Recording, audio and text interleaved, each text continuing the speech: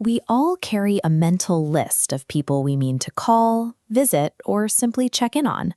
But holding that abstract desire rarely translates into actual real-world connection when we're tired at the end of the day. Behavioral researchers Peter Gollwitzer and Pascal Sheeran isolated the fix for this: implementation intentions. Building a sustainable habit requires moving from a vague goal to specific, context-cued blueprints for action. This interface shows today's gathering, a 14-day scaffolded on-ramp.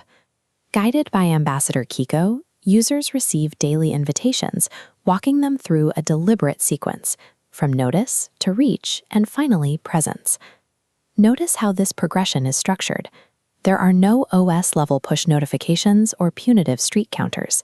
Instead, a silent blue star simply waits inside the app and clears the moment it's viewed. People trying to improve their relational health usually already have the motivation. They are missing the structure. The design prioritizes quiet invitation over loud coercion, giving the user a place to start without inducing guilt if they miss a single day. To build that necessary structure, each day offers specific choices. 3 distinct prompts populate the daily menu. 2 are for relational action, and 1 is dedicated to self-care. Beneath those structured prompts sit 2 permanent alternatives: a something of my own choice and an entirely penalty-free option to simply dismiss for today. Selecting something of my own is a deliberate success state. If a user bypasses the app's suggestions to log their own independent action, that proves their practice is already in motion. The scaffolding did its job just by bringing them to the space. Every activity offered in this menu is tagged and routed into one of 9 strict behavioral bins, differentiating between interactions like synchronous remote connection and asymmetric giving.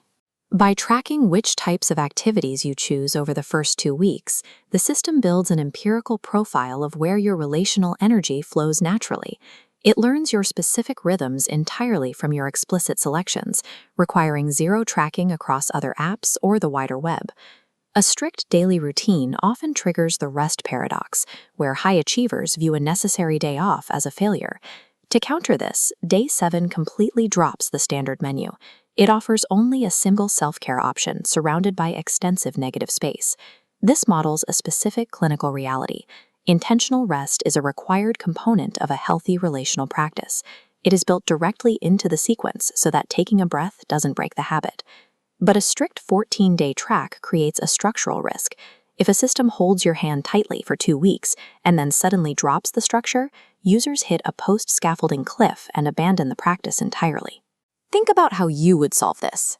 How do you design Day 15 so it preserves the momentum built over 2 weeks, shifts control to the user, and avoids that sharp drop-off?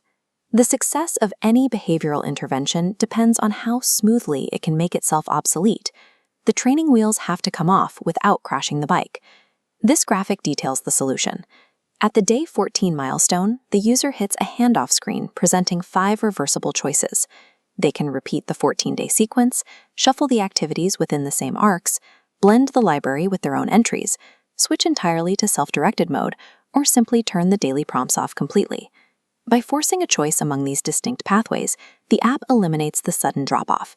It smoothly transfers the locus of control away from the automated sequence and places it directly into the user's hands. We can distill this architecture into a clear framework. First, cue without coercion. Use gentle markers instead of punishing notifications. Second, provide paths, not prisons. Give the user clear choices that validate their autonomy. Third, schedule the rest. Build deliberate breaks into the progression so skipping a day isn't a failure. And fourth, transfer ownership. Build a clear off-ramp that lets the user take the wheel. Inside DunbarrioSolo, reaching the end of this track operates as a silent trigger. Behind the scenes, the user's state shifts from rooted to tending. Downstream features unlock because the system recognizes that the initial intent has successfully grown into an active, sustainable practice.